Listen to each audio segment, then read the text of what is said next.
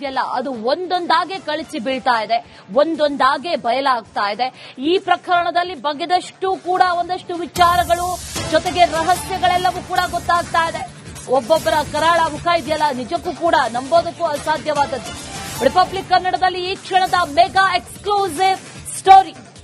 ಷಡ್ಯಂತ್ರವನ್ನ ರೂಪಿಸೋದಕ್ಕೆ ಈ ಜಯಂತ್ ಬಾಡಿಗೆ ಮನೆಯನ್ನ ಪಡೆದ ಅನ್ನುವಂತ ಪ್ರಶ್ನೆ. ಈತ ಬಾಡಿಗೆ ಮನೆಯೊಂದನ್ನ ಪಡೆದಿದ್ದ. ಈ ಮನೆಯನ್ನ ರೆಂಟ್ ಮಾಡ್ಕೊಂಡಿದ್ದ ಯಾವ ಕಾರಣಕ್ಕೆ ಆ ಅಪಾರ್ಟ್ಮೆಂಟ್ ನಲ್ಲೂ ಕೂಡ ಶೋಧವನ್ನ ನಡೆಸಿತು ಎಸ್ಐಟಿ. ಜಯಂತ್ ಬಾಡಿಗೆ ಮನೆಯಲ್ಲಿ ಎಸ್ಐಟಿ ಶೋಧ ಕಾರ್ಯವನ್ನ ಕೂಡ ನಡೆಸಿತು. ಆದ್ರೆ ಈ ಬಾಡಿಗೆ ಮನೆ ಪಡೆದಿರೋದ್ರ ಉದ್ದೇಶ ಏನು? ಇದೇ ರೀತಿಯಾಗಿ ಮೀಟಿಂಗ್ ಮಾಡೋದಕ್ಕೆ, ಇದರ ಬಗ್ಗೆ ಷಡ್ಯಂತ್ರವನ್ನ ರೂಪಿಸೋದಕ್ಕ ಅನ್ನುವಂತ ಪ್ರಶ್ನೆ, ಅದೇ ಕಾರಣಕ್ಕಾಗಿ ಪಡೆದಿರೋದಾ ಅನ್ನುವಂತಹ ಪ್ರಶ್ನೆಗಳು ಕೂಡ ಇದೆ. ಯಾಕಂದ್ರೆ ಒಂದಷ್ಟು ವಿಚಾರಗಳು ಅದು ಹೌದು ಅಂತ ಹೇಳ್ತಾ ಇದೆ. ಈಗಾಗಲೇ ಈತ ಬುರುಡೆಯನ್ನ ಕೊಟ್ಟಿದ್ದು ಈತನೇ ಅನ್ನುವಂಥದ್ದನ್ನ ಚಿನ್ನಯ್ಯ ಎಸ್ಐಟಿ ಮುಂದೆ ಹೇಳಿದ್ದಾನೆ ಅನ್ನುವಂತ ಮಾಹಿತಿ. ಆ ನಂತರದಲ್ಲಿ ದೆಹಲಿ ಕರ್ಕೊಂಡು ಹೋಗಿದ್ಯಾರು ಅಂದ್ರೆ ಅದು ಜಯಂತ್ ಅನ್ನುವಂತ ವಿಚಾರ. ಜೊತೆಯಲ್ಲಿ ಬೆಂಗಳೂರಿಗೆ ಬಂದ ನಂತರದಲ್ಲಿ ಮಾತುಕತೆಯನ್ನ ನಡೆಸಿದ್ದು, ಚರ್ಚೆಯನ್ನ ನಡೆಸಿದ್ದು, ವಕೀಲರ ಹತ್ರ ಕರ್ಕೊಂಡು ಹೋಗಿದ್ದು, ಇದೆಲ್ಲವೂ ಕೂಡ ಜಯಂತೆ ಆಗಿರೋದ್ರಿಂದ ಈ ಇಡೀ ಪ್ರಕರಣದ ಸೂತ್ರಧಾರ ಜಯಂತ ಅನ್ನುವಂತ ಪ್ರಶ್ನೆ ಈಗ ಕಾಡ್ತಾ ಇದೆ. ಡೀಟೇಲ್ಸ್ ಅನ್ನ ಕೊಡ್ತಾರೆ ನಮ್ಮ ಪ್ರತಿನಿಧಿ ದಿನೇಶ್, ನೇರ ಸಂಪರ್ಕದಲ್ಲಿ ಜಾಯಿನ್ ಆಗ್ತಾ ಇದ್ದಾರೆ. ದಿನೇಶ್, ಅನೇಕ ಪ್ರಶ್ನೆಗಳು, ಎಲ್ಲಾ ಪ್ರಶ್ನೆಗಳು ಉತ್ತರಗಳು ಒಂದೇ ಕಡೆಯಲ್ಲಿ ಬೊಟ್ಟು ಮಾಡಿ ತೋರಿಸ್ತಾ ಇದೆ, ಅದು ಜಯಂತ್ ಅಂತ. ಈ ಬುರುಡೆಯನ್ನ ಕೊಟ್ಟಿದ್ಯಾರು ಅನ್ನುವಂಥದ್ದು, ಸ್ವಾಮೀಜಿ ಬಳಿ ಕರ್ಕೊಂಡು ಹೋಗಿದ್ದು, ಸುಪ್ರೀಂ ಕೋರ್ಟ್ ಬಳಿ ಕರ್ಕೊಂಡು ಹೋಗಿದ್ದು, ಮನೆಯಲ್ಲಿ ಮೀಟಿಂಗ್ ಮಾಡಿಸಿದ್ದು, ಲಾಯರ್ ಹತ್ರ ಕರ್ಕೊಂಡು ಹೋಗಿದ್ದು, ಎಲ್ಲವೂ ಯಾರು ಅಂತಂದ್ರೆ ಅದು ಜಯಂತ್ ಅಂತ. ಈ ಜಯಂತ್ನ ಅಸಲಿ ಮುಖ ಏನ್ ಹಾಗಾದ್ರೆ ದಿನೇಶ್?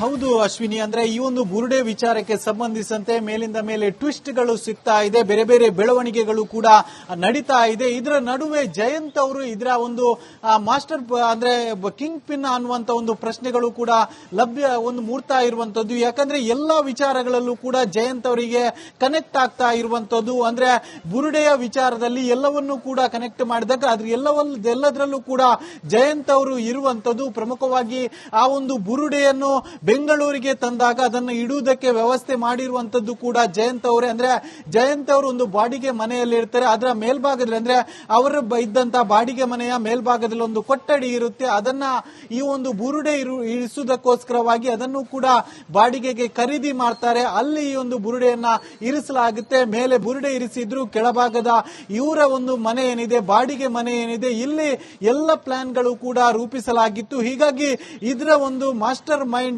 ಜಯಂತ್ ಅನ್ನುವಂತ ವಿಚಾರಗಳು ಕೂಡ ಈಗಾಗಲೇ ಲಭ್ಯ ಆಗ್ತಾ ಇರುವಂತದ್ದು. ಮತ್ತು ಜಯಂತ್ ಅವರೇ ಎಲ್ಲದರಲ್ಲೂ ಕೂಡ ನೇರವಾಗಿ ಭಾಗಿಯಾಗ್ತಾ ಇರುವಂತದ್ದು ಕೂಡ ಈಗ ಕಂಡು ಬರ್ತಾ ಇರುವಂತದ್ದು. ಅಂದ್ರೆ ಬುರುಡೆಯನ್ನು ಬೆಂಗಳೂರಿಗೆ ತಂದಾಗ ಆ ಒಂದು ಟೀಮ್ ಏನಿದೆ ಅದರ ಟೀಮ್ ಅನ್ನ ಉಳಿದುಕೊಳ್ಳುವುದಕ್ಕೆ ವ್ಯವಸ್ಥೆ ಮಾಡಿದ್ದು ಜಯಂತ್ ಅವರು. ಅವರ ಮನೆಯ ಮೇಲ್ಭಾಗದಲ್ಲಿ ಬುರುಡೆಯನ್ನ ಇರಿಸುವುದಕ್ಕೂ ಕೂಡ ವ್ಯವಸ್ಥೆ ಮಾಡಿದ್ರು. ಜೊತೆಗೆ ಏನು ದೆಹಲಿಗೆ ಹೋದಾಗ ಅಲ್ಲಿಯೂ ಕೂಡ ಜಯಂತ್ ಅವರೇ ಇದ್ರು. ಜೊತೆಗೆ ಸುಜಾತ ಭಟ್ ಅವರ ಜೊತೆ ಕೂಡ ಜಯಂತ್ ಅವರು ಇದ್ದಿರುವಂತದ್ದು. ಹೀಗಾಗಿ ಈ ಎಲ್ಲದರ ಮಾಸ್ಟರ್ ಮೈಂಡ್ ಜಯಂತ್ ಅವರಾಗಿದ್ರ ಅನ್ನುವಂತಹ ಪ್ರಶ್ನೆಗಳು ಕೂಡ ಮೂಡ್ತಾ ಇರುವಂತದ್ದು. ಇದಕ್ಕೆ ಸಂಬಂಧಿಸಿದಂತೆ ಎಲ್ಲ ತನಿಖೆಗಳು ಕೂಡ ನಡೀತಾ ಇರುವಂತದ್ದು. ಅಂದ್ರೆ ಮೊನ್ನೆ ಜಯಂತ್ ಅವರ ಮನೆ ಮತ್ತು ಜಯಂತ್ ಅವರು ಆ ಒಂದು ಬುರುಡೆ ಇರಿಸಿದಂತಹ ಕೊಠಡಿ ಏನಿದೆ ಎರಡರಲ್ಲೂ ಕೂಡ ಮಹಜರು ನಡೆಸಿರುವಂತದ್ದು. ಎಲ್ಲವನ್ನು ಕೂಡ ವಿಡಿಯೋ ಚಿತ್ರೀಕರಣ ಕೂಡ ಮಾಡಲಾಗಿರುವಂತದ್ದು. ಯಾವತ್ತೂ ಕೂಡ ಆ ಚೆನ್ನಯ್ಯನ ತೀವ್ರವಾದಂತಹ ವಿಚಾರಣೆ ನಡೀತಾ ಇದೆ. ಆತನನ್ನ ಬೇರೆ ಬೇರೆ ಕಾರಣಗಳಿಗೆ ಬೇರೆ ಬೇರೆ ರೀತಿಯಾದಂತಹ ಪ್ರಶ್ನೆಯನ್ನ ಕೇಳ್ತಾ ಇದ್ದಾರೆ. ಪ್ರಮುಖವಾಗಿ ಬೆಂಗಳೂರಿಗೆ ಬುರುಡೆಯನ್ನ ತೆಗೆದುಕೊಂಡು ಹೋಗಿದ್ದು ಮತ್ತು ಬೆಂಗಳೂರಿನಲ್ಲಿ ಮೀಟಿಂಗ್ ನಡೆಸಿದ್ದು ಮತ್ತು ಬೆಂಗಳೂರಿನಲ್ಲಿ ಬುರುಡೆ ಇರಿಸಿದ್ದು, ಈ ಒಂದು ವಿಚಾರಗಳಿಗೆ ಸಂಬಂಧಿಸಿದಂತೆ ಯಾವತ್ತು ತೀವ್ರವಾಗಿ ವಿಚಾರಣೆಗಳು ಕೂಡ ನಡೀತಾ ಇರುವಂತದ್ದು. ಅದರಲ್ಲೂ ಕೂಡ ಆ ಒಂದು ಮೀಟಿಂಗ್ ಪ್ಲಾನ್ ಏನು ಮಾಡಿದ್ರು ಬೆಂಗಳೂರಿನಲ್ಲಿ, ಆ ಒಂದು ಪ್ಲಾನ್ ಸಂದರ್ಭದಲ್ಲಿ ಪ್ರಮುಖವಾಗಿ ಗಿರೀಶ್ ಮಟ್ಟನ್ ಅವರಿದ್ರು, ಸುಜಾತ ಭಟ್ ಇದ್ರು, ಟಿ ಜಯಂತ್ ಇದ್ರು, ಜೊತೆಗೆ ಈ ಚೆನ್ನೈಯನ್ನು ಕೂಡ ಇದ್ದ. ಹೀಗಾಗಿ ಆ ಮೂವರಿಗೆ ಅಂದ್ರೆ ಮಟ್ಟನ್ ಅವರಾಗಿರ್ಬೋದು, ಜಯಂತ್ ಆಗಿರ್ಬೋದು, ಸುಜಾತ ಭಟ್ ಆಗಿರ್ಬೋದು, ಇವರು ಮೂವರಿಗೆ ಮುಂದಿನ ದಿನಗಳಲ್ಲಿ ಎಸ್ಐಟಿ ನೋಟಿಸ್ ನೀಡುವಂತಹ ಸಾಧ್ಯತೆಗಳು ಕೂಡ ಬಹುತೇಕ ದಟ್ಟ ಆಗಿರುವಂತದ್ದು. ಅವರು 3 ಜನರಿಗೂ ಕೂಡ ನೋಟಿಸ್ ನೀಡಿ ಅವರನ್ನು ಕೂಡ ವಿಚಾರಣೆಗೆ ಕರೆಯುವಂತಹ ಸಾಧ್ಯತೆ ಬಹುತೇಕ ದಟ್ಟ ಆಗಿರುವುದು. ಇದಕ್ಕೆ ಬೇಕಾದಂತಹ ಒಂದಷ್ಟು ವ್ಯವಸ್ಥೆಗಳನ್ನು ಕೂಡ ಈಗಾಗಲೇ ಎಸ್ಐಟಿ ತಂಡ ಮಾಡ್ತಾ ಇರುವಂತದ್ದು. ಅಶ್ವಿನಿ, ದಿನೇಶ್ ಇದರ ಜೊತೆಯಲ್ಲಿ ಮೊನ್ನೆ ಬಹಳ ಸೂಕ್ಷ್ಮವಾಗಿ ಗಮನಿಸಿದಂತಹ ಸಂದರ್ಭದಲ್ಲಿ ಆ ರೆಂಟ್ ಮನೆಯಲ್ಲಿ ಬಾಡಿಗೆ ಪಡೆದಂತಹ ಮನೆಯಲ್ಲಿ ಶೋಧ ಕಾರ್ಯ ಆಗುತ್ತೆ. ಆ ನಂತರದಲ್ಲಿ ಚಿನ್ನಯ್ಯನನ್ನ ಕರೆದುಕೊಂಡು ಮೇಲ್ಭಾಗಕ್ಕೆ ಹೋಗ್ತಾರೆ. ಅಲ್ಲಿ ಆತ ಒಂದಷ್ಟು ಕಡೆ ಪಾಯಿಂಟ್ ಔಟ್ ಮಾಡಿ ತೋರಿಸ್ತಾನೆ. ಹಾಗಾದ್ರೆ ಬುರುಡೆಯನ್ನ ಇಡೋದಕ್ಕೆ ವ್ಯವಸ್ಥೆ ಮಾಡಿರುವಂತಹ ಜಾಗ ಅದೇನಾ ಅನ್ನುವಂತಹ ಪ್ರಶ್ನೆ ಜೊತೆಯಲ್ಲಿ ಈಗ ಜಯಂತೆ ಸೂತ್ರಧಾರ ಅನ್ನೋದಾದ್ರೆ ವಿಚಾರಣೆಗೆ ಯಾವಾಗ ಕರೀಬಹುದು, ನೋಟಿಸ್ ಯಾವಾಗ ಕೊಡಬಹುದು, ಎಸ್ಐಟಿ ಈ ನಿಟ್ಟಿನಲ್ಲಿ ಯಾವ ರೀತಿ ಸಿದ್ಧತೆಯನ್ನ ಮಾಡ್ಕೊಳ್ತಾ ಇದೆ ಅಂತ.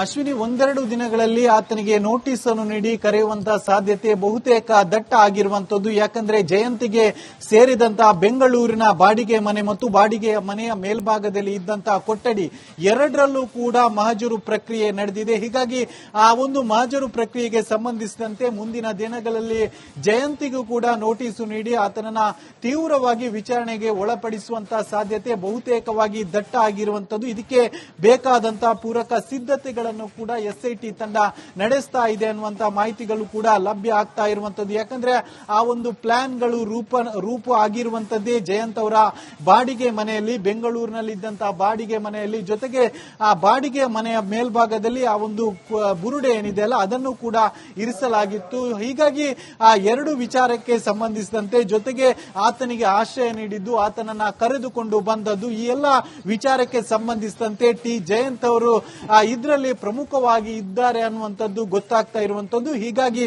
ಮುಂದಿನ ದಿನಗಳಲ್ಲಿ ಅವರಿಗೆ ನೋಟಿಸ್ ನೀಡಿ ಅವರನ್ನ ಕೂಡ ವಿಚಾರಣೆಗೆ ಕರೆಯುವಂತಹ ಸಾಧ್ಯತೆ ಬಹುತೇಕವಾಗಿ ದಟ್ಟ ಆಗಿರುವಂತದ್ದು.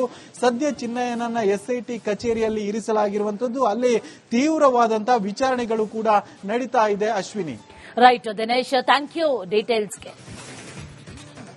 ಇದೆಯಲ್ಲ ಅದು ಒಂದೊಂದಾಗೆ ಕಳಿಸಿ ಬೀಳ್ತಾ ಇದೆ, ಒಂದೊಂದಾಗೆ ಬಯಲಾಗ್ತಾ ಇದೆ. ಈ ಪ್ರಕರಣದಲ್ಲಿ ಬಗೆದಷ್ಟು ಕೂಡ ಒಂದಷ್ಟು ವಿಚಾರಗಳು ಜೊತೆಗೆ ರಹಸ್ಯಗಳೆಲ್ಲವೂ ಕೂಡ ಗೊತ್ತಾಗ್ತಾ ಇದೆ. ಒಬ್ಬೊಬ್ಬರ ಕರಾಳ ಮುಖ ಇದೆಯಲ್ಲ ನಿಜಕ್ಕೂ ಕೂಡ ನಂಬೋದಕ್ಕೂ ಅಸಾಧ್ಯವಾದದ್ದು. ರಿಪಬ್ಲಿಕ್ ಕನ್ನಡದಲ್ಲಿ ಈ ಕ್ಷಣದ ಮೆಗಾ ಎಕ್ಸ್ಕ್ಲೂಸಿವ್ ಸ್ಟೋರಿ. ಷಡ್ಯಂತ್ರವನ್ನ ರೂಪಿಸೋದಕ್ಕೆ ಈ ಜಯಂತ್ ಬಾಡಿಗೆ ಮನೆಯನ್ನ ಪಡೆದ ಅನ್ನುವಂತ ಪ್ರಶ್ನೆ. ಈತ ಬಾಡಿಗೆ ಮನೆಯೊಂದನ್ನ ಪಡೆದಿದ್ದ. ಈ ಮನೆಯನ್ನ ರೆಂಟ್ ಮಾಡ್ಕೊಂಡಿದ್ದ ಯಾವ ಕಾರಣಕ್ಕೆ ಆ ಅಪಾರ್ಟ್ಮೆಂಟ್ ನಲ್ಲೂ ಕೂಡ ಶೋಧವನ್ನ ನಡೆಸಿತು ಎಸ್ಐಟಿ.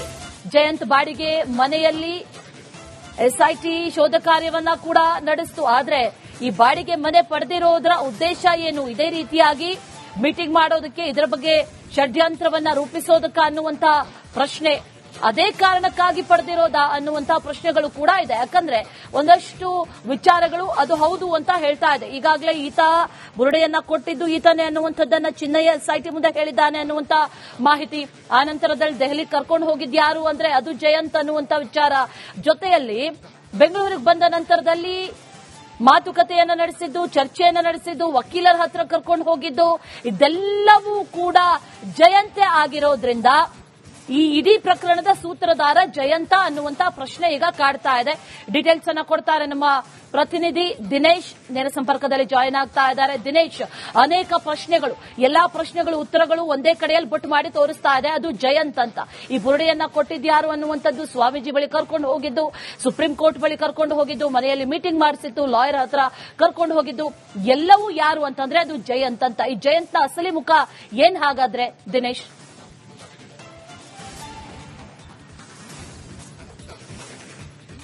ಹೌದು ಅಶ್ವಿನಿ, ಅಂದ್ರೆ ಈ ಒಂದು ಬುರುಡೆ ವಿಚಾರಕ್ಕೆ ಸಂಬಂಧಿಸಿದಂತೆ ಮೇಲಿಂದ ಮೇಲೆ ಟ್ವಿಸ್ಟ್ಗಳು ಸಿಗ್ತಾ ಇದೆ, ಬೇರೆ ಬೇರೆ ಬೆಳವಣಿಗೆಗಳು ಕೂಡ ನಡೀತಾ ಇದೆ. ಇದರ ನಡುವೆ ಜಯಂತ್ ಅವರು ಇದರ ಒಂದು ಮಾಸ್ಟರ್ ಅಂದ್ರೆ ಕಿಂಗ್ ಪಿನ್ ಅನ್ನುವಂತ ಒಂದು ಪ್ರಶ್ನೆಗಳು ಕೂಡ ಮೂಡ್ತಾ ಇರುವಂತದ್ದು. ಯಾಕಂದ್ರೆ ಎಲ್ಲಾ ವಿಚಾರಗಳಲ್ಲೂ ಕೂಡ ಜಯಂತ್ ಅವರಿಗೆ ಕನೆಕ್ಟ್ ಆಗ್ತಾ ಇರುವಂತದ್ದು. ಅಂದ್ರೆ ಬುರುಡೆಯ ವಿಚಾರದಲ್ಲಿ ಎಲ್ಲವನ್ನೂ ಕೂಡ ಕನೆಕ್ಟ್ ಮಾಡಿದಾಗ ಅದ್ರ ಎಲ್ಲದರಲ್ಲೂ ಕೂಡ ಜಯಂತ್ ಅವರು ಇರುವಂತದ್ದು. ಪ್ರಮುಖವಾಗಿ ಆ ಒಂದು ಬುರುಡೆಯನ್ನು ಬೆಂಗಳೂರಿಗೆ ತಂದಾಗ ಅದನ್ನು ಇಡುವುದಕ್ಕೆ ವ್ಯವಸ್ಥೆ ಮಾಡಿರುವಂತದ್ದು ಕೂಡ ಜಯಂತ್ ಅವರೇ. ಅಂದ್ರೆ ಜಯಂತ್ ಅವರು ಒಂದು ಬಾಡಿಗೆ ಮನೆಯಲ್ಲಿ ಇರ್ತಾರೆ, ಅದರ ಮೇಲ್ಭಾಗದಲ್ಲಿ ಅಂದ್ರೆ ಅವರ ಇದ್ದಂತಹ ಬಾಡಿಗೆ ಮನೆಯ ಮೇಲ್ಭಾಗದಲ್ಲಿ ಒಂದು ಕೊಠಡಿ ಇರುತ್ತೆ. ಅದನ್ನ ಈ ಒಂದು ಬುರುಡೆ ಇರಿಸುವುದಕ್ಕೋಸ್ಕರವಾಗಿ ಅದನ್ನು ಕೂಡ ಬಾಡಿಗೆಗೆ ಖರೀದಿ ಮಾಡ್ತಾರೆ. ಅಲ್ಲಿ ಈ ಒಂದು ಬುರುಡೆಯನ್ನ ಇರಿಸಲಾಗುತ್ತೆ. ಮೇಲೆ ಬುರುಡೆ ಇರಿಸಿದ್ರು, ಕೆಳಭಾಗದ ಇವರ ಒಂದು ಮನೆ ಏನಿದೆ, ಬಾಡಿಗೆ ಮನೆ ಏನಿದೆ, ಇಲ್ಲಿ ಎಲ್ಲ ಪ್ಲಾನ್ಗಳು ಕೂಡ ರೂಪಿಸಲಾಗಿತ್ತು. ಹೀಗಾಗಿ ಇದರ ಒಂದು ಮಾಸ್ಟರ್ ಮೈಂಡ್ ಮೈಂಡ್ ಜಯಂತ್ ಅನ್ನುವಂತ ವಿಚಾರಗಳು ಕೂಡ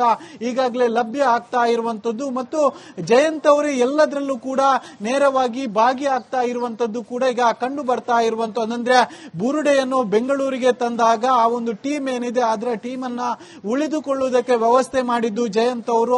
ಅವರ ಮನೆಯ ಮೇಲ್ಭಾಗದಲ್ಲಿ ಬುರುಡೆಯನ್ನ ಇರಿಸುವುದಕ್ಕೂ ಕೂಡ ವ್ಯವಸ್ಥೆ ಮಾಡಿದ್ರು. ಜೊತೆಗೆ ಏನು ದೆಹಲಿಗೆ ಹೋದಾಗ ಅಲ್ಲಿಯೂ ಕೂಡ ಜಯಂತ್ ಅವರೇ ಇದ್ರು. ಜೊತೆಗೆ ಸುಜಾತ ಭಟ್ ಅವರ ಜೊತೆ ಕೂಡ ಜಯಂತ್ ಅವರು ಇದ್ದಿರುವಂತದ್ದು. ಹೀಗಾಗಿ ಈ ಎಲ್ಲದರ ಮಾಸ್ಟರ್ ಮೈಂಡ್ ಜಯಂತ್ ಅವರಾಗಿದ್ರ ಅನ್ನುವಂತಹ ಪ್ರಶ್ನೆಗಳು ಕೂಡ ಮೂಡ್ತಾ ಇರುವಂತದ್ದು. ಇದಕ್ಕೆ ಸಂಬಂಧಿಸಿದಂತೆ ಎಲ್ಲ ತನಿಖೆಗಳು ಕೂಡ ನಡೀತಾ ಇರುವಂತದ್ದು. ಅಂದ್ರೆ ಮೊನ್ನೆ ಜಯಂತ್ ಅವರ ಮನೆ ಮತ್ತು ಜಯಂತ್ ಅವರು ಆ ಒಂದು ಬುರುಡೆ ಇರಿಸಿದಂತಹ ಕೊಠಡಿ ಏನಿದೆ ಎರಡರಲ್ಲೂ ಕೂಡ ಮಹಜರು ನಡೆಸಿರುವಂತದ್ದು. ಎಲ್ಲವನ್ನು ಕೂಡ ವಿಡಿಯೋ ಚಿತ್ರೀಕರಣ ಕೂಡ ಮಾಡಲಾಗಿರುವಂತದ್ದು. ಯಾವತ್ತೂ ಕೂಡ ಆ ಚೆನ್ನಯ್ಯನ ತೀವ್ರವಾದಂತಹ ವಿಚಾರಣೆ ನಡೀತಾ ಇದೆ.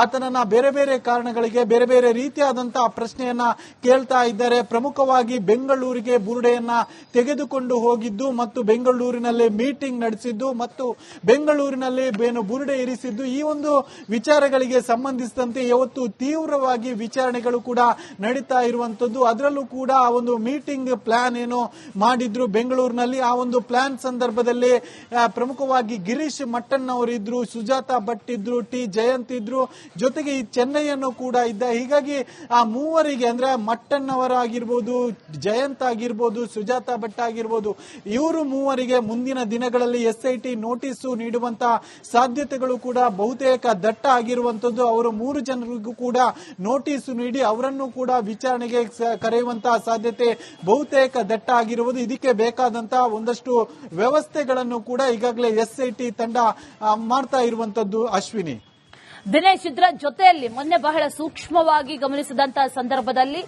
ಆ ರೆಂಟ್ ಮನೆಯಲ್ಲಿ, ಬಾಡಿಗೆ ಪಡೆದಂತಹ ಮನೆಯಲ್ಲಿ ಶೋಧ ಕಾರ್ಯ ಆಗುತ್ತೆ. ಆ ನಂತರದಲ್ಲಿ ಚಿನ್ನಯ್ಯನನ್ನ ಕರೆದುಕೊಂಡು ಮೇಲ್ಭಾಗಕ್ಕೆ ಹೋಗ್ತಾರೆ. ಅಲ್ಲಿ ಆತ ಒಂದಷ್ಟು ಕಡೆ ಪಾಯಿಂಟ್ ಔಟ್ ಮಾಡಿ ತೋರಿಸ್ತಾನೆ. ಹಾಗಾದ್ರೆ ಬುರುಡೆಯನ್ನ ಇಡೋದಕ್ಕೆ ವ್ಯವಸ್ಥೆ ಮಾಡಿರುವಂತಹ ಜಾಗ ಅದೇನಾ ಅನ್ನುವಂತಹ ಪ್ರಶ್ನೆ ಜೊತೆಯಲ್ಲಿ ಈಗ ಜಯಂತೆ ಸೂತ್ರಧಾರ ಅನ್ನೋದಾದ್ರೆ ವಿಚಾರಣೆಗೆ ಯಾವಾಗ ಕರೀಬಹುದು, ನೋಟಿಸ್ ಯಾವಾಗ ಕೊಡಬಹುದು, ಎಸ್ಐಟಿ ಈ ನಿಟ್ಟಿನಲ್ಲಿ ಯಾವ ರೀತಿ ಸಿದ್ಧತೆಯನ್ನ ಮಾಡ್ಕೊಳ್ತಾ ಇದೆ ಅಂತ.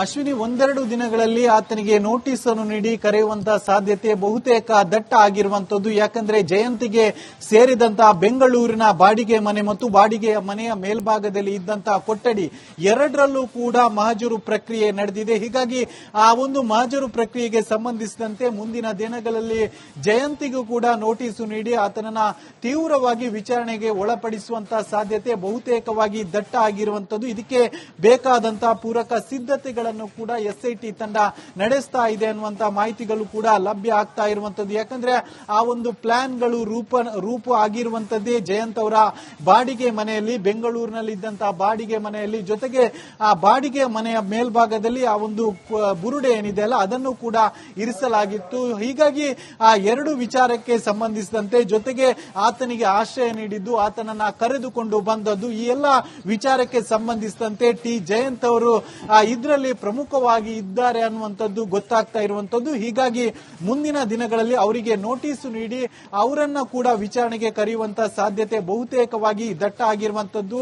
ಸದ್ಯ ಚಿನ್ನಯ್ಯನನ್ನ ಎಸ್ಐಟಿ ಕಚೇರಿಯಲ್ಲಿ ಇರಿಸಲಾಗಿರುವಂತದ್ದು. ಅಲ್ಲಿ ತೀವ್ರವಾದಂತಹ ವಿಚಾರಣೆಗಳು ಕೂಡ ನಡೀತಾ ಇದೆ. Ashwini, right Dinesh, thank you ಡೀಟೇಲ್ಸ್ಗೆ.